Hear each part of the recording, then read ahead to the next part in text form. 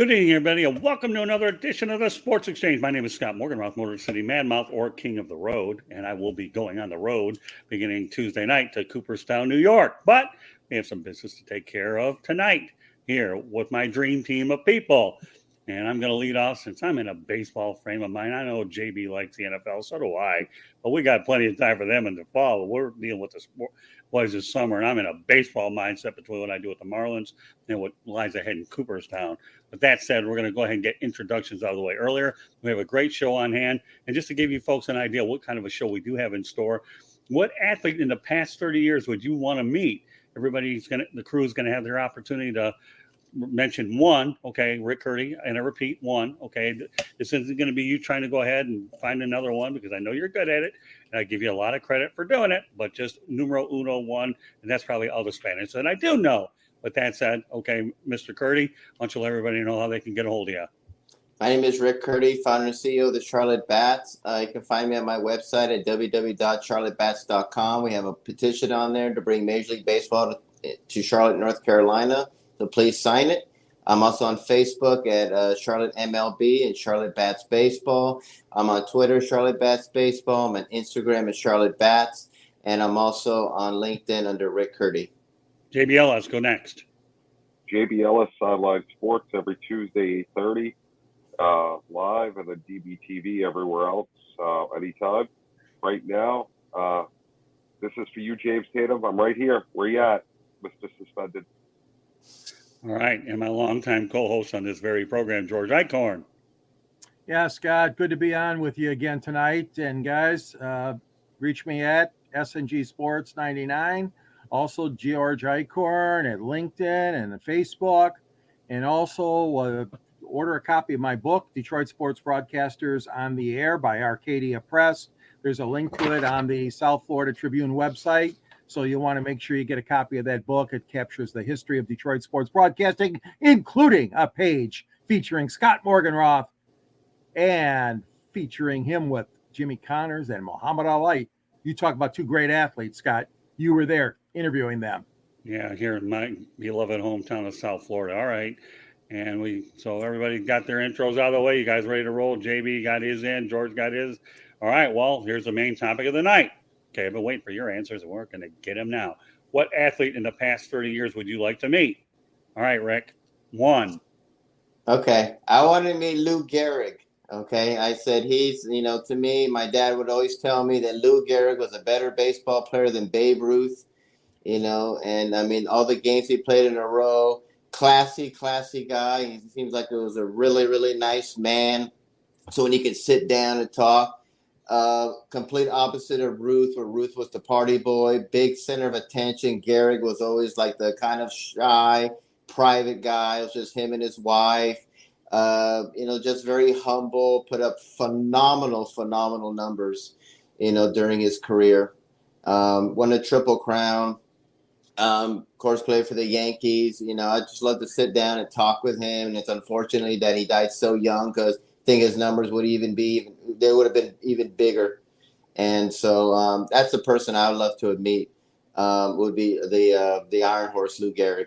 Now, Rick, I will say one thing. You are really unbelievable. I said in the last 30 years, but considering the fact that you brought up Lou Gehrig, I will give you a mulligan for that. You don't get another one, but you get to mention Lou Gehrig because I'll tell you what, who in their right mind would not want to meet this guy because of that consecutive game streak that was broken by Cal Ripken Jr., and I thought that was an unbreakable record, but Lou Gehrig did break it. All right, George Eichhorn, I defer to you.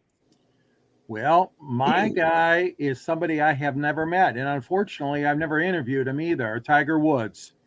Tiger Woods has been such a asset to the African-American community, to the sport of golf, and I got to tell you, it's funny because I met his father. His father was in town at the Detroit Athletic Club with former President George H.W. Bush, and they were announcing that first tee program, that they have for young golfers. And Detroit was one of the early sites that former President Bush and then like I said, Tiger Woods' dad was at the press conference. Tiger was not there because he was already on the circuit, at a golf tournament that same day.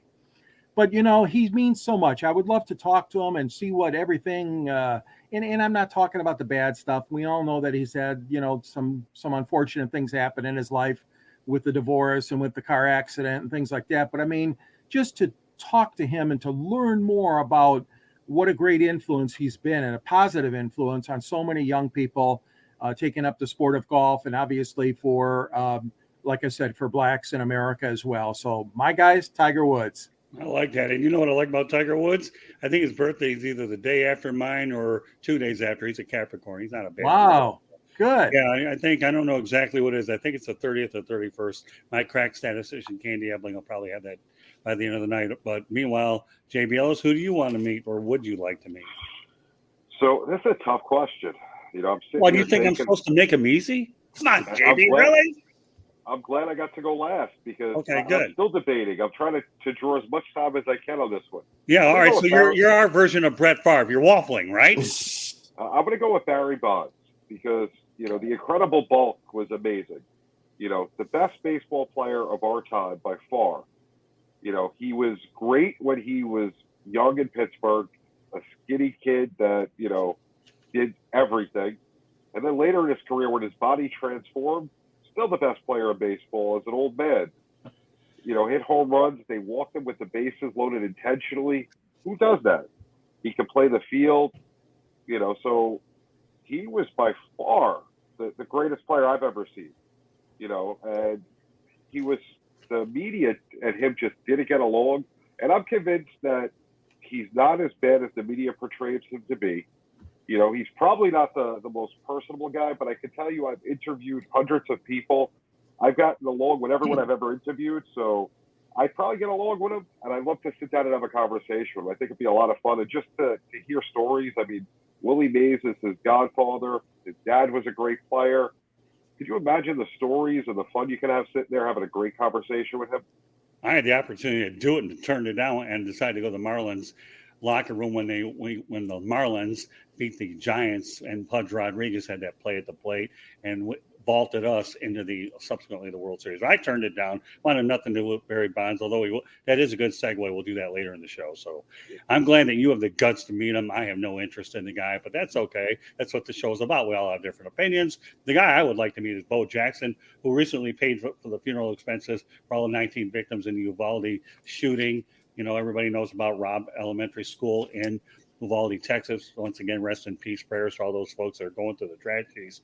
But Bo Jackson spurned the Tampa Bay Buccaneers and turned out to be an unbelievable athlete with not only the Raiders, but the Kansas City Royals and subsequently the Chicago White Sox. So to me, Bo Jackson, great heart, and what he's done as a person, as an athlete, to me, is a guy that maybe, God willing, I have an opportunity, but I'm a Bo Jackson guy all the way. Great athlete. In fact, I'd even go as far to say that Bo Jackson's probably one of the greatest athletes ever. And I mean athletes because of his ability to be a multi-sport star, both on the football field as well as baseball. And if it wasn't for that devastating hip injury, he'd still be playing. But I think the one thing I like about Bo Jackson is he flattened Brian Bosworth, okay, the biggest bust on the planet when Brian Bosworth, okay, had that weird-looking hair and was starting to talk trash. And you don't do that. Bo don't let you go ahead and talk trash. Otherwise, Bo make you look bad. And Brian Bosworth, to me, is a trivia story I can't say he's a bust because he came in the supplemental draft. I don't call anybody that's in the NFL supplemental draft bust because it's a secondary draft. It isn't first. So Bo Jackson gets my vote. And yes, Candy Ebling did produce the Tiger Woods birthday, December 30th, 1975. So at least you can say that I am definitely 13 years older than Tiger Woods. So, Candy does a great job. In fact, I'll give her prompts right now. I do want to go out there and give Candy her prompts for doing a great job on the South Florida Tribune as well. But meanwhile, while we go ahead and talk about some intros before we go into the next subject, okay, love all your answers. I think they're really good and very well thought out. So, folks, subscribe to the South Florida Tribune on our YouTube channel, or visit www.southfloridatribune.com, or follow us on Twitter at Tribune South. To advertise, call 954-304-4941. The audio portion of the show can be heard on Spreaker, iHeartRadio, Apple, Google, and Spotify, wherever you get your podcasts, folks, whether you're in the subway, whether you're out in the Metro Rail, wherever, go out there in your vehicle. You can listen to the audio portion, or you get to go ahead and watch us in action. And I am definitely king of the road, and I've driven over 3 million miles in my lifetime. That doesn't count how many airplanes I've been on, which I don't really care to get into nevertheless. So meanwhile, great answer. So for all of you folks that are just joining us, Rick chose Lou Gehrig, George Tiger Woods, and Barry Bonds. Okay, well, you know what? That's pretty good.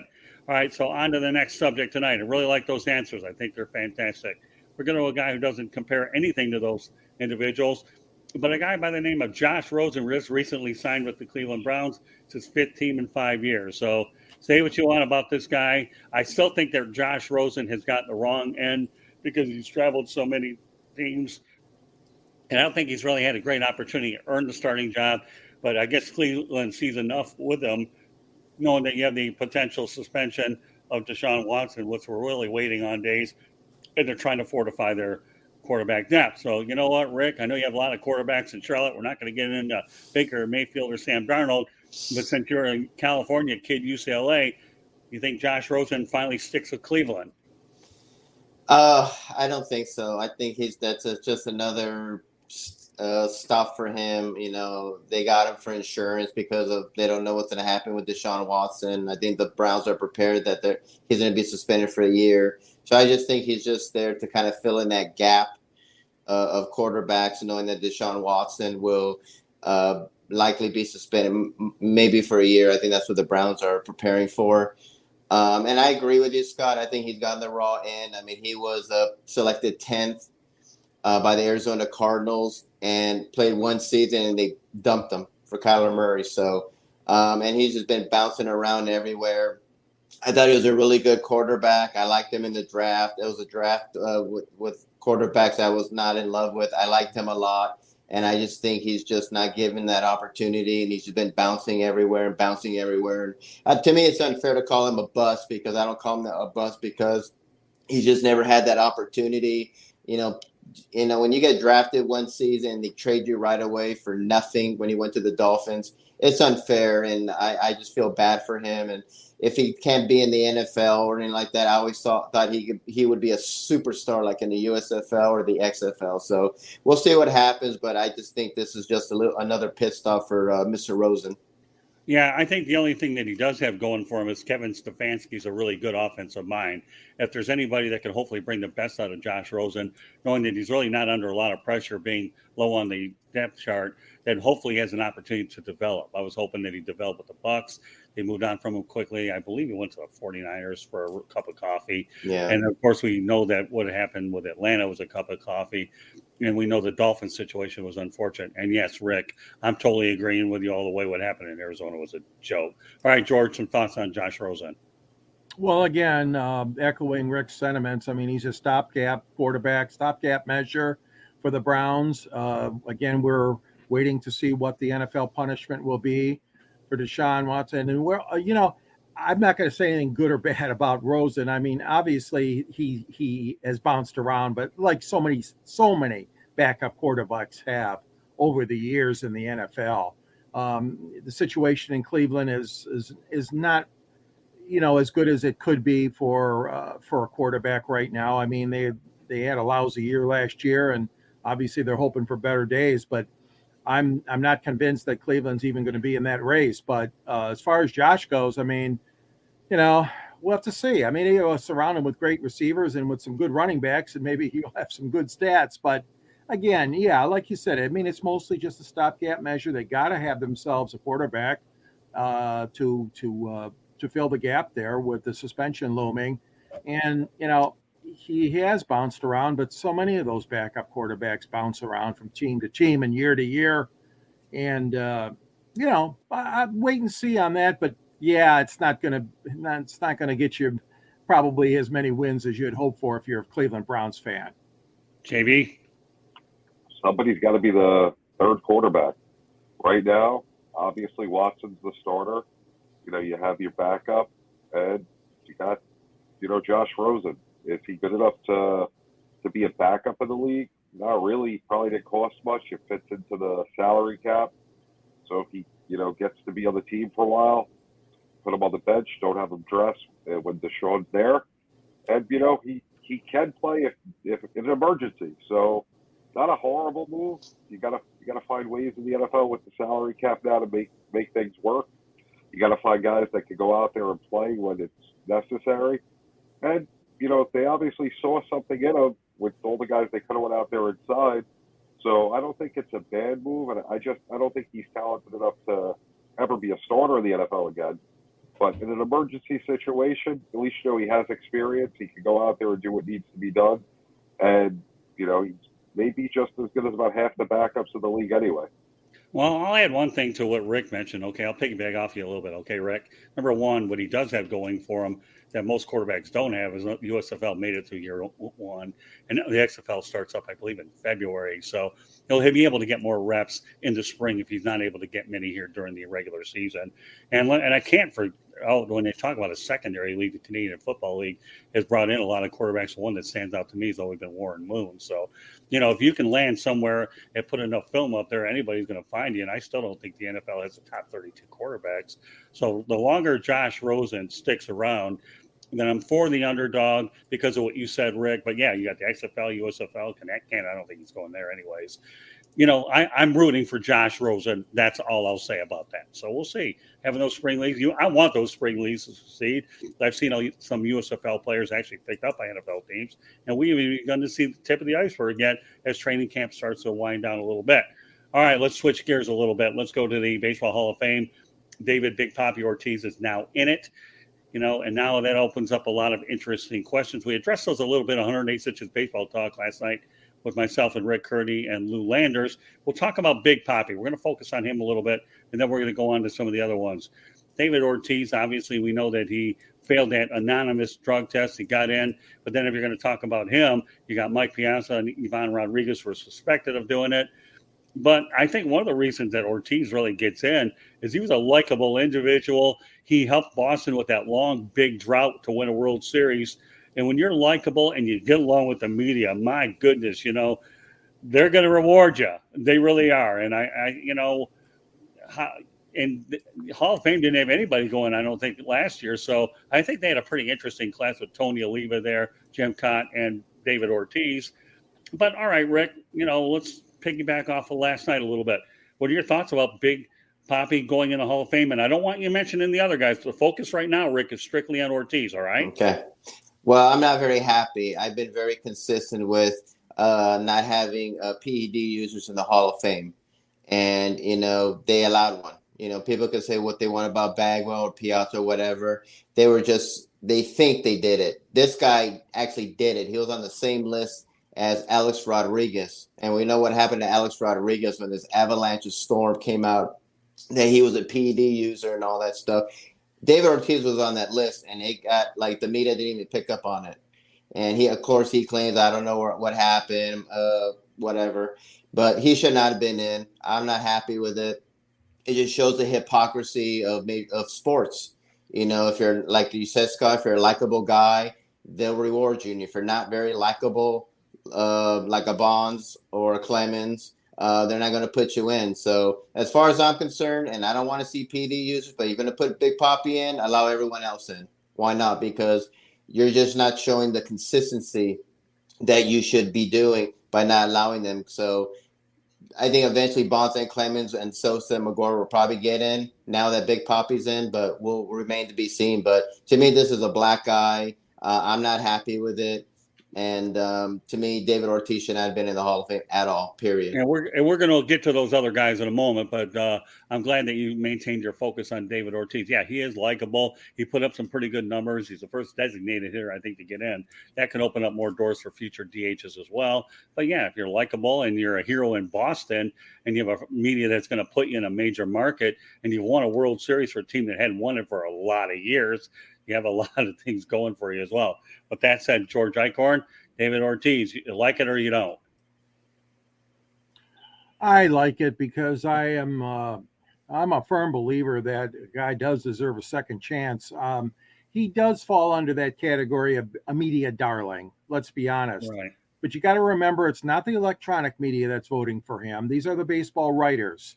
So, you got to be careful when you say the media, because it's the writers that are determining these guys' fate. at least in this round of balloting. And as you guys alluded to, probably we'll talk about this later, but that group of guys that Rick referred to, I'm guessing will have a better chance under the other committees, those super committees that have been established. But if you're going to put Bud Selig in, and Bud Selig, of course, was the commissioner for a long time, and this is my point of contention on when all this stuff happened, you put him in, and I don't care if it was a separate category, contributor, and all that. I know he didn't play the game. But my justification is there that everybody should be considered. My only exception, of course, is somebody like Pete Rose, and that's a whole nother story for a whole nother show. But I'm a fan of Big Papi. I'm glad he's in. I'm glad a designated hitter is in. And I think it shows that there's a lot of interest in the guys that even if they had a little bit of black mark on them, that they still not going to be shut out. And he was overwhelmingly selected by the writers. Well, I got in with 77% of the vote, at least. Well, that's still to me overwhelming. But baseball, when you get in at 75%, not 74.8, you mean you're in the Hall of Fame, and I'll see the plaque next week. Yeah, but I'm with you all the way there, George. I'm just saying that I think that he deserves it. I'm still a baseball purist, but I'm not going to be slamming the door on all these guys. All right, JB, you're next. So here's my thought of the whole PED thing. Wasn't against the rules of baseball at the time. Different than other people that, aren't in for other reasons, which I'm sure we'll get into. But, there was nothing stopping for other people from doing it. I've known people that played professional baseball during the time that said they chose to use PEDs because it gave them a chance to make the majors. And it's a tough choice. If you're put in that situation, would you do it? I wouldn't because, I don't like the idea of it. But maybe if I was in that situation and the opportunity to make more money and to whatever, maybe I would have chosen to do that. But when it comes down to it, it's the media that votes on it. Ortiz was a likable guy. You put him with, I'm going to go back to who I wanted to meet, Bonds, just to compare who had a better career. Anybody that says it was Ortiz, I want them drug tested tomorrow because it's not true. So, it is what it is. Likability is the issue when you have, the media, which is us, vote on, the Hall of Fame. But there's no better way of doing it at this point. No matter how you do it, there's going to be flaws. I have no issue with him being in there. Yeah, he's a folk hero in Boston, media likability. I have mixed emotions on him getting in there, but it was inevitable somebody was going to go ahead and get in from that particular group of PEDs. So I guess if you're going to do it, you might Ortiz. I have mixed emotions on it. I still think that every steroid user should not be in there. I believe you all the way, Rick. I do. And now that we've kind of danced around it, now we're going to get into some of the other names I'm going to bring up. So again, I preface my flow saying, I have mixed emotions. If you're a media darling, you got a much better chance when you don't bite the hand that feeds you. In this particular case, don't bite the hand that feeds you. I understand he was nearly killed out in what were his country, and he ended up getting went back to Boston to get medical care. So that just shows you how well liked he is over there. So all right, since we've danced around these names, now we're going to get to them, so I can let you guys loose on them a little bit. And JB, we're going to let you start it off this time. We're going to talk about Will Roger Clemens, Barry Bonds, Mark Mcguire, Sammy Sosa get in, and Alex Rodriguez still can be voted in, and the other ones are off the ballot. Okay, JB, now I'm going to let you loose with the other four. So Bonds should get in, and eventually I'm sure he will. Clemens, I don't know, he threw the bat at Piazza. To this day, and I'm a Yankee fan, he should have been banned from baseball immediately after that. Like, I'd have been happy if the commissioner walked out of the field with police and arrested him. I don't like Roger Clemens. I didn't like him before that, but, how the Mets did not start a fight and, whatever. I'll let that go. Sammy Sosa, I don't know. You go to the cork bat thing. To me, that was definitely against the rules. PEDs, again, was not against the rules of baseball at the time. I can live with that. The cork bat, how many home runs came with the cork bat? I don't know. So I'm going to say no to Sammy Sosa because of that one. And who was the other one? I got Mark Mcguire. Mcguire, I think because of the reinvigoration of baseball that he was involved in, and because he didn't have the cork bat that Sosa did, he should get in, and Sosa unfortunately is out. And you got Alex Rodriguez. I don't like that guy. Next. Okay, fair enough. Well, at least I know how you really feel about Alex Rodriguez. Not very good. Okay, George, go ahead. And sorry to interrupt. The funny thing is they both play for my team, and, I wouldn't give you $1 for either one of them. Well, I'll tell you, I like your opinions. You're sharp tonight, JB. Good stuff, man. Thank you. All right. Hey, Scott, you forgot one. Kurt Schilling. Yeah, well, now, but he didn't get in there because of PEDs. He just broke a big cardinal rule: "Thou shalt keep thy foot on the ground, not thy mouth." Okay, and that's a commandment that I probably invented that nobody in their right mind would go ahead and bring up. So that performance-enhancing drugs. That's called Big Mouth 101. Okay, but that's you know a guy from Detroit whose kid is trying to make the Detroit Tigers roster. I'm going to vote for Clemens. Right, yeah, I know. Yeah, as his kid Cody tries to play third base here. Not very successful. Yeah, and he's a pitcher for games that are way out of control. He's got a 6.0 ERA. Yeah, well, it's probably a good 3-digit number for the Michigan State Lottery, though. So, all right. With that said, George, comment on the 4 people I'm talking about. I'm for Clements. I'm for Bonds. I'm for Alex Rodriguez. I'm not for Sosa. I agree wholeheartedly with you, JB. The cork bat thing is really bad. And who's the other one? Canseco? Well, I got it. Well, he ain't getting in, but at least he Mcguire. Alex Mcguire, and then Alex Rodriguez. Yeah. Mark Mcguire. Again, this thing with the PEDs, and if it wasn't illegal at the time, and holding this against them all this time, and now what they get into, most of them their last year are into about 60. Did they get to 60 percentile? A couple of them did, I think, the last year voting. Up there. Yeah. Yeah. So there's a lot of what's happening now is you're seeing there's more younger baseball writers. So a lot of them are a little bit more lax, liberal, whatever you want to say. And they're giving these guys a second shout. Well, the ones that were still on the ballot. And I think that's what you're seeing, that a lot of the old curmudgeons, the Jerry Greens, the Joe Falls of the world, those guys are retired. They're not baseball writers anymore. They can't vote anymore. So the younger writers, I think, are giving the guys with these question marks a better chance. Okay, Rick. Yeah, I don't want to see any of them. I hate them all. I hate all PED users. It does affect your numbers. Look what happened to Bonds. I mean, he's hitting like 70 home runs at the age of 39 and his head grew. Come on. So PEDs has an effect on it. Sammy Sosa was a little twig playing for the White Sox, and he grew up to be Lou Ferrigno, was hitting 60-some home runs. Without PEDs, Bonds would not be the home run king. Sosa would not have those numbers. Mark Mcguire had a 201 batting average. Bad back in Oakland, was a shell of himself. Goes to the Cardinals, and voila, 70 home runs. So PEDs has an effect on it, and they cheated. It might not have been illegal, but they cheated.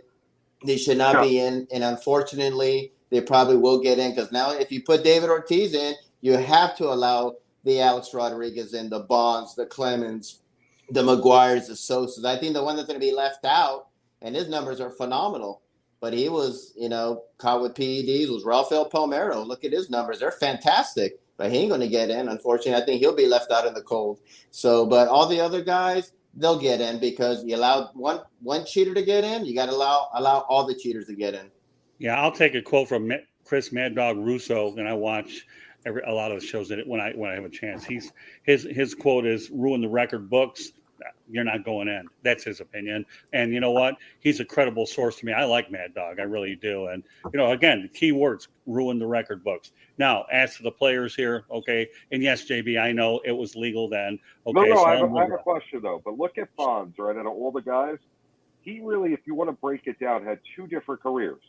He had the career as the I don't know if you want to say skinny, not bulked up guy. Yeah, he had a lot of stolen bases early. Yeah. He hit 30 home runs, 30 stolen bases almost every year. He was a power hitter still. I mean, so, he was still the best in the game back then.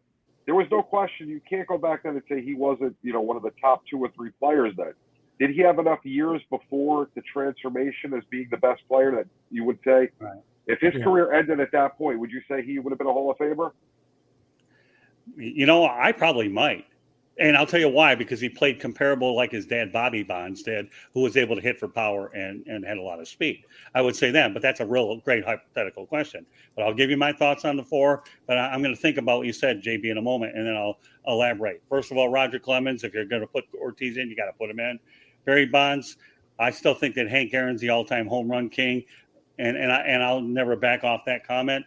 But, if you're going to talk about Ortiz, Bonds has to go in. I'm just glad he never got a job with anybody else after his contract was up. Mark Mcguire, Sammy Sosa, you know what? I'm still going to have that soft spot that they saved the game of baseball after that devastating strike, and they brought the game back. And again, maybe I'm a little partial towards Sammy. I worked with him in 1987 with the Gastonia Rangers. So if anybody knows how skinny he was, I do, because I'm the one who had to pick him up at the airport in Charlotte, okay? Or I had to drive him around whenever I needed to, and we hung out a lot, and he was a good friend. Alex Rodriguez, to me, I have no interest in him. Rafael Palmeiro just needs to learn how to act in front of Congress. Couldn't do it. Wasn't the name mentioned, but you know what, Rick? Since you brought it up, I didn't do steroids, but put that wiggle that finger up there, and all of a sudden you look like a you-know-what after you went ahead and lied to everybody on the planet. So getting back to what Russo said, ruin the record books, I wouldn't vote you in. Now, back to you, JB, for a moment, okay? And that's this. You talk about two separate careers. I like what Bonds did out in Pittsburgh. I really do. He was a good all-around player. But when you have that Balco thing going on in San Francisco, you have access to that stuff. And whether he's going to admit it or not, it doesn't matter anyways. But again, it's none of we're not going to have any. And it goes back to what George said. He may get in because of these subcommittees anyway, so it's going to matter what we have to say. It's just comparing and contrasting Ortiz to these guys who gets in next. And I know it's good that in this particular segment, though, that we all have mixed opinions on it. Rick and I are probably more consistent that they don't belong, but it's not a matter of if, it's a matter of when because of circumstances. A-Rod won't be decided for a while because he just got on the ballot, and I think we have another 7-8 years. The other ones may get in sooner than we think. So, you know what, though? I love having segments like this where we can go out there and have a lot of different opinions, and this was definitely one of those that tests a lot of people. For a lot of you folks out there that are watching us for the first time, my name is Scott Morganroth. Please be joined by Rick Curdy, JB Ellis, and George Eichorn. This is a sports exchange, a show that talks about a lot of different topics here as well. And, these guys are a great group of guys to work with. George and Eichorn and I have been doing the sports exchange for ages. We began it in Metro Detroit, and now we're carrying it here. So let me just put some information out there before we go on to the next topic. Subscribe to the South Florida Tribune on our YouTube channel, or visit www.southfloridatribune.com and follow us on Twitter at Tribune South. To advertise, call 954-304-4941. The audio portion of the show can be heard on Spreaker, iHeartRadio, Apple, Google, Spotify, or wherever you get your podcasts. So, folks, whether you're listening to us, wherever you're at, or you're watching us, again, please subscribe to the South Florida Tribune YouTube channel. There's other places you can, wherever you get your podcast, and then you can listen to us, see us, or whatever. And we also encourage you to send us your comments at southfloridatribune@gmail.com. If your comment goes ahead and gets sent to us, we'll definitely bring it up on the next broadcast as well. All right, well, I enjoyed that segment. We covered a lot of ground. Now we're going to talk about a guy that we kind of briefly mentioned a little bit, Kyla Murray, who has a new contract for the Arizona Cardinals, $46.1 million per year.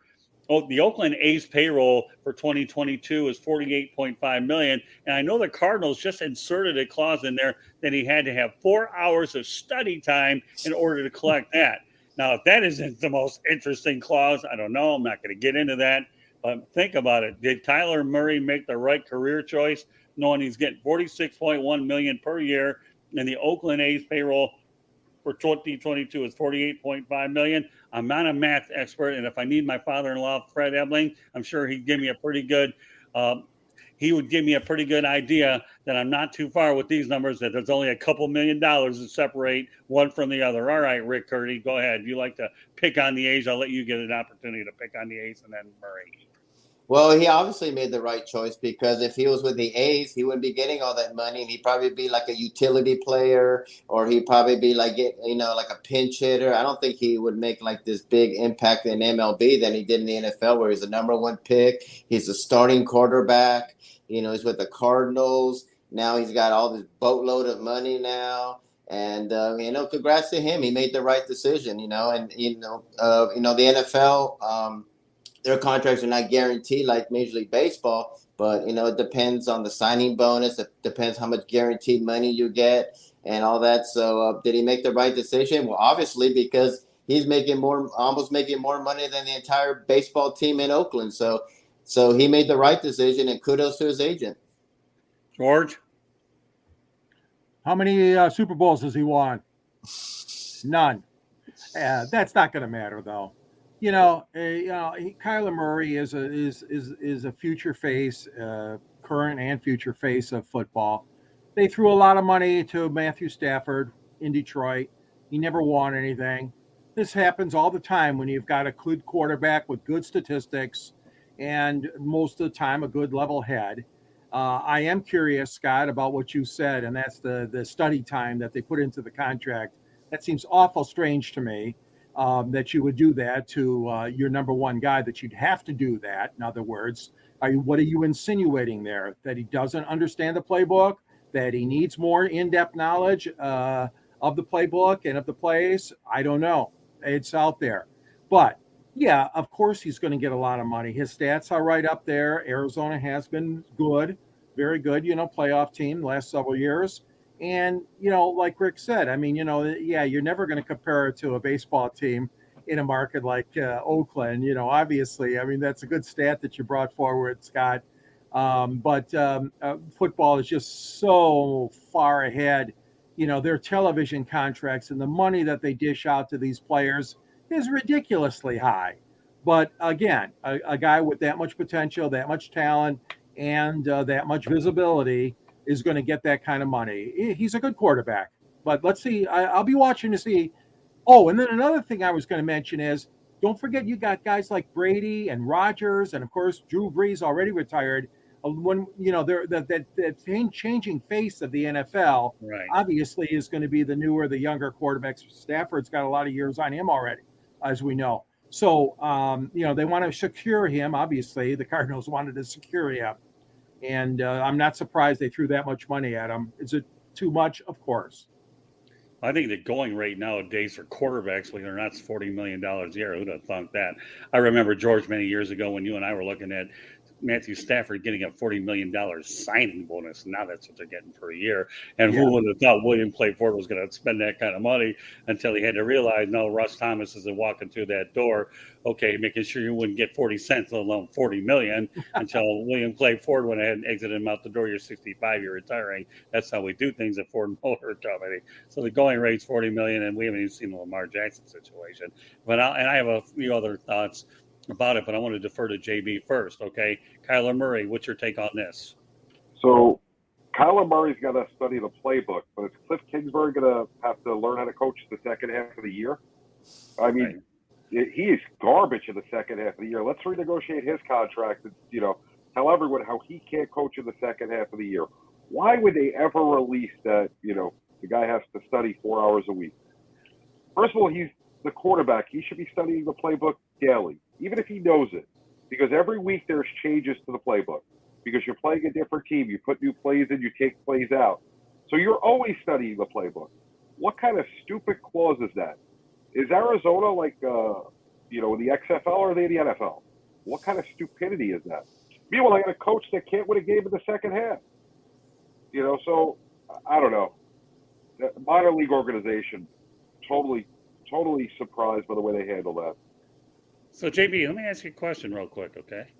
You ever heard of the Arizona Wranglers? No. They used to be a USFL team back in the 80s, by the way. And you know who used to coach that team, by the way? George Allen, formerly the Redskins. I'll be darned. And I saw them actually play in the USFL championship game in Tampa a while back. So, all right, I'm going to give you my take. That's an interesting point, though. So you want to bring up a USFL connection. I was going to do that back in the 80s, probably when you weren't really quite around anyways. That's where we have this little generation gap or decade gap or whatever you want to call it. I actually had a Herschel Walker Generals cap that was signed. I went to a game. My best friend's father used to drive the bus for the Generals.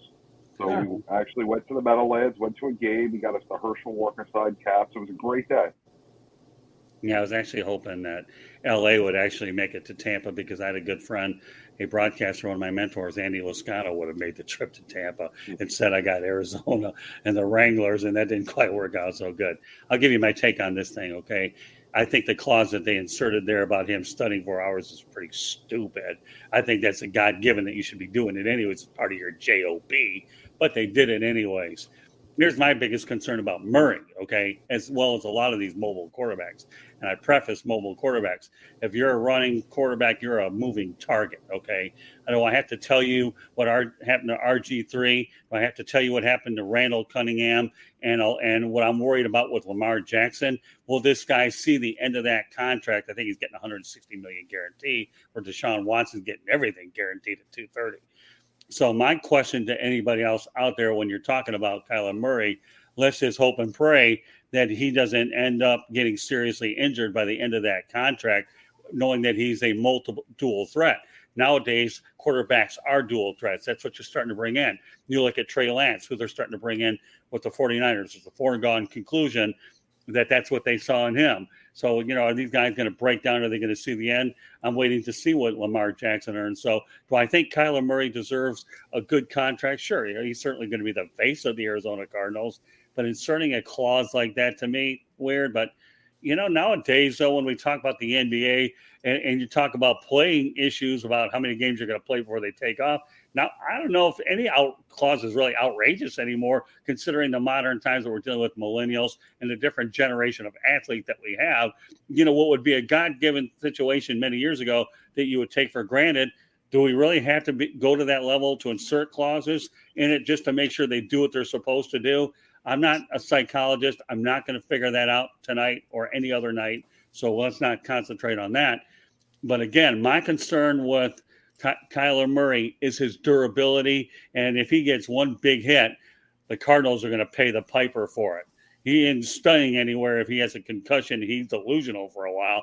And I'm not wishing the worst on Kyler Murray. And yeah, Cliff Kingsbury hasn't shown me a lot as a coach. I think the biggest thing we have to wonder is how efficient the Cardinals receivers are going to be. I know the one that comes to mind is DeAndre Hopkins, and I'm sure they have a lot of other guys. I'm not going to get into their thing because I want to make sure the focus is on Kyler Murray.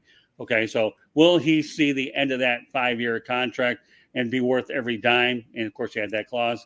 I don't know, TBD, but I don't like the history of some of these mobile quarterbacks that are getting beaten up and are really getting hammered in their second or third year. To me, I'll take a page out of what Rick Curdy once said on a few baseball shows, okay? We know the Miguel Cabrera and the Albert Pujols contracts, when you go into 10 years, the back end isn't very good. I think I can utilize a comparable comparison here, knowing that what happens with some of these quarterbacks' contracts later on. And again, you're tying up a lot of money for this guy, and when you have around you, you're getting talent with pennies on the dollar to make sure you have a halfway decent supporting cast. So my biggest thing with Murray, we'll just see how well, if he makes it to the end of that contract in one piece, because I don't like the history there at all. All right, our final topic of the night is going to go to the giving a lot of people a lot to think about. That's what we really like to do. Every segment is designed to make sure that everybody's wheels are turning. George and I can know about wheels are turning because we're from the Motor City anyways, right? And for a lot of people that realize my indigent sleep habits, my wheels are always turning, and it drives my wife absolutely nuts. Okay. But for all you people out there, it'll be a transit on Tizanity night, so if I'm lucky, I might get 8 hours of sleep tonight instead of 8 minutes. Okay, with that said, we'll transition over to Soldier Field. I know, JB Ellis, you travel to Chicago quite a bit, and I know that that's one of your favorite areas, and I happen to love Chicago too. I've covered a lot of games at Soldier Field, but the mayor of Chicago is talking about a roof at Soldier Field. Let's break over the particulars, okay? Chicago, he's proposing this thing that Soldier Field has a capacity of 61,500, and this new proposal would increase to 70,000. It is the smallest stadium in the NFL. But meanwhile, the Bears bought property in Arlington Heights, which is 30 minutes on the north side of Chicago. And you're talking about 326-acre property for $197.2 million. It's not a matter of if, guys. It's a matter of when they're going to Soldier Field. But I'm going to lead off this one, okay? And I'm going to tell you right now, and I understand 61,500. I was at Soldier Field. I used to make Chicago towards my regular trip. A 4-hour drive. I never flew there. I enjoyed taking the ride down I-94. I love Soldier Field, but let's face it, we all like Yankee Stadium. They leveled that. We all like Tiger Stadium. They leveled that. I don't think they'll level Soldier Field. I'm sure they'll find something to do with it because it's a historical place. But I think it might be inevitable for the Bears to go out there and move to the suburbs, especially knowing that they're going to go ahead and build on that site. So what I want to do here first, though, is I want to go to JB Ellis. I want you to give me a little bit more information on the Arlington site, what you think the plans are, and all of us will go ahead and chime in after that. Go ahead, JB.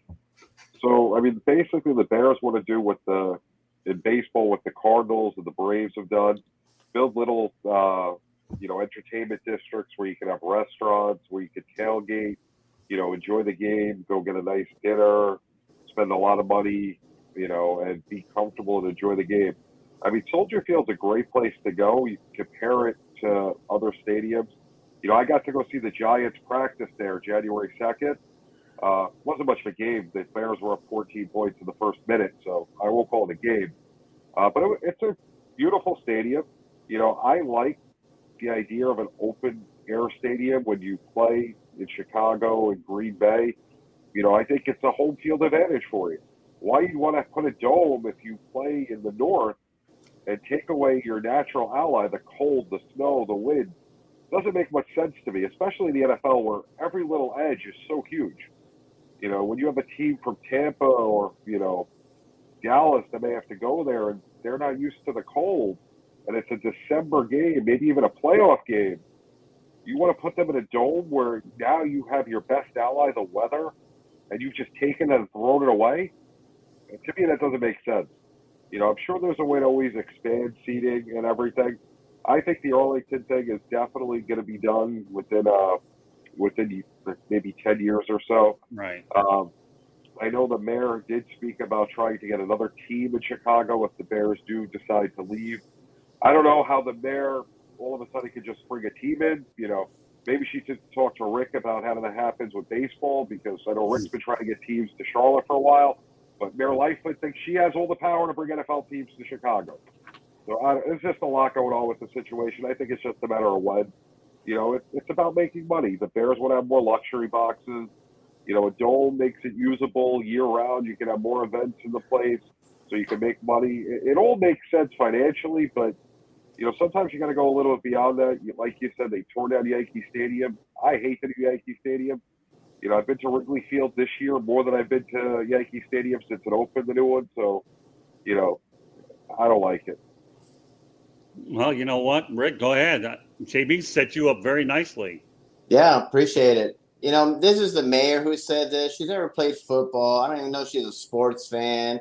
She's, had so much controversy with all the crime going on in Chicago. And so, yeah, having a nice new stadium, retractable roof and all that, and have all the shiny new things. Yeah, it sounds exciting. But, like JB says, where's the advantage, And then I just hate seeing historical places getting rid of. What's next? You can get rid of Wrigley. You're going to get rid of Fenway.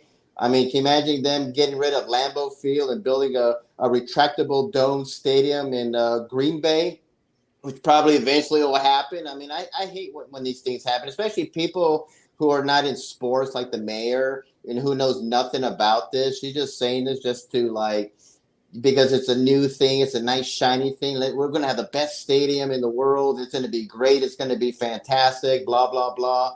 And it's eventually going to happen. But, it's so sad to see these historical places like Soldier Field go away. And I agree, the advantage of playing in the cold, just like going to Green Bay, where it's like -2 degrees and you have a team from like the Rams, or you have a team like Tampa or some other team from a very sunny place go there and they just look like they're just totally thrown off. So I like seeing snow games and all that stuff. It's fun, but I'm not a fan of this, but this is just the mayor saying something that she knows absolutely nothing about, and she needs to just worry about fixing the crime in Chicago instead of trying to be a commissioner or trying to bring a new stadium to Chicago.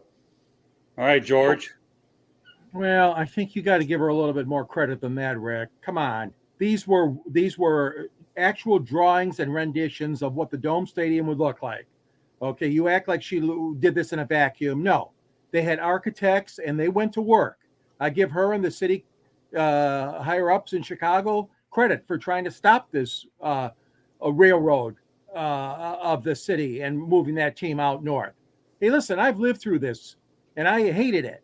Pontiac Silverdome, so many miles away from Detroit. And you talk about the advantage. Come on, guys. The Packers won one Super Bowl with Favre and one with Rodgers? Okay. The Bears got what? One? Or do they win two? You talk about an advantage. Okay, so yeah, maybe in the conference play and maybe in some of the home games. And Detroit and Minnesota, they sacrificed that advantage. It's gotten them nowhere. So maybe you are onto something about that cold weather. I'm trying to play devil's advocate, of course, but the NFC North, of course, had four open air stadiums at one time, and now we're down to just two. Of course, you want to have a dome, and you want to attract the NCAA Final Four. You want to get the Super Bowl. You want to get soccer, professional or World Cup soccer, and maybe someday the Olympics, who knows? But I know why they're doing it. They want to raise more revenue, like you said, JB. And also creating that little city atmosphere. That's been done, obviously, by a lot of cities already. We're struggling with that here in Detroit. We have some restaurants, but nothing near what was promised with putting these three stadiums near each other in Detroit. I'm not saying that it's going to happen, but I give the mayor credit, at least for coming up and her people with the engineers that she hired to come up with the drawings and look kind of exciting. And I have been to Soldier Field one time. The Detroit Lions played there when Monty Clark was the coach, as you remember, way back in the day. Oh, yeah. And they lost to the Bears by a field goal. And that was the same weekend the Pistons played the Bulls and the Red Wings played the Blackhawks. And I helped organize a road trip to see all three of our teams play there. All three of them within 48 hours played in Chicago. We lost every game by 3 points or 3 goals, and it was still a lot of fun. And I agree with you, Scott. Soldier Field is very special stadium. Oh, I used to like. But again, reality is if they bought that land already, it's going to be hard to prevent the railroad from taking full force and them going out there. But I made that my annual trip. I'll tell you, I can remember many times standing on the field, Lake Michigan, wearing my hiking boots with 4 pairs of socks. But I can also remember that the Bears PR people used to go out there, and that press box used to give us box lunches. Those were great. And the only way that you stop Barry Sanders is that wind kicking in from Lake Michigan. If the Bears' vaunted defense didn't do it, the wind did. So, it's a great place. I'm all for definitely outdoor stadiums. I don't think you can take away the elements out.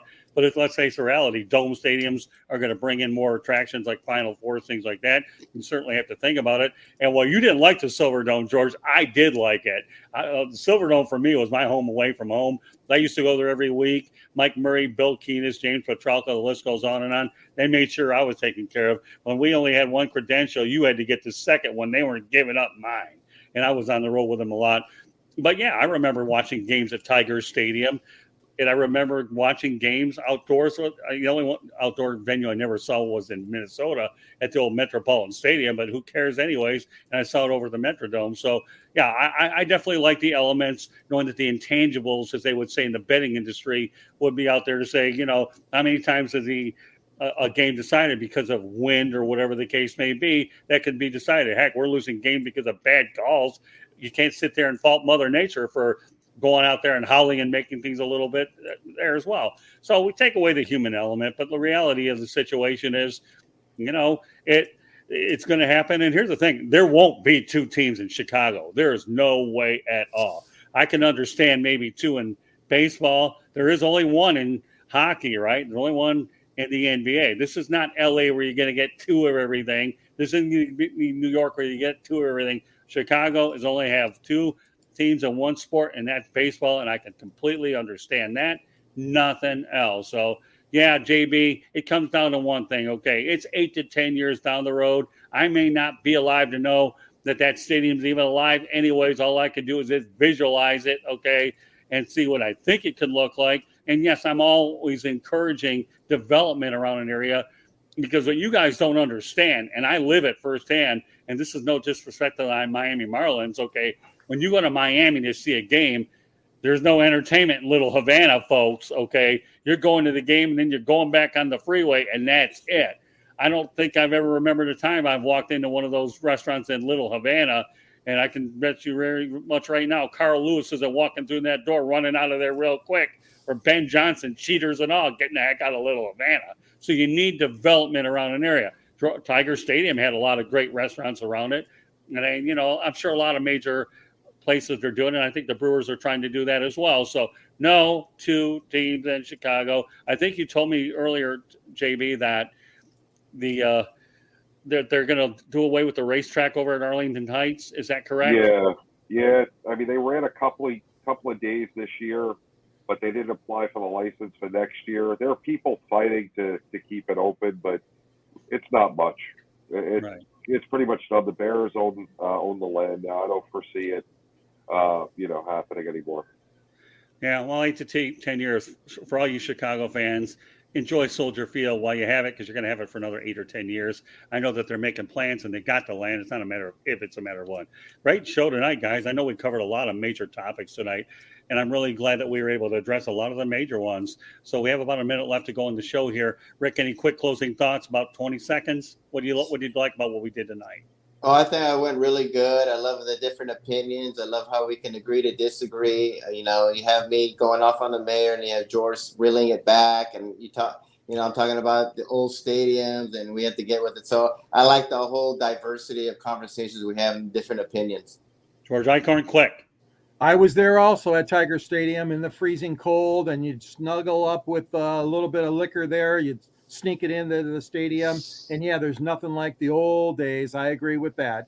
Great show. Yeah. Great show. Unfortunately, you and I had to experience a Chuck Hughes passing away against the Chicago Bears when he passed away. I don't want to get into too much detail on that, but we were both there. So since there's a Chicago connection between there and there, and you have Lake Michigan, you have the Second City, Michigan Avenue, there you have a little connections. All right, JB, real quick. Listen, it's hard to see when you have these great venues close. It's part of sports. It's like when you lose your great players, it happens. It's a business. Yeah, it sure is. Well, I can tell you right now, enjoy the business of working with Rick Curdy, George Eichhorn, JB Ellis. So we've done all the introductions earlier. So we're going to tell you, folks, I want to thank you for joining us on this edition of the Sports Exchange. Rick Curdy, Mr. Opinion, George Eichhorn, JB Ellis. I do want to mention one last thing before you wrap her up. Please subscribe to the South Florida Tribune YouTube channel so you can see everything. Follow us on Twitter at Tribune South. And go to our website, www.southfloridatribune.com, and email us at southfloridatribune@gmail.com. So on behalf of Rick Curdy, George Eichhorn, and JB Ellis, my name is Scott Morganroth. Thank you for joining us tonight, and we will catch you on the next edition of the Sports Exchange. Good night, everybody, and have yourself a wonderful, safe weekend. Bye-bye. Good night.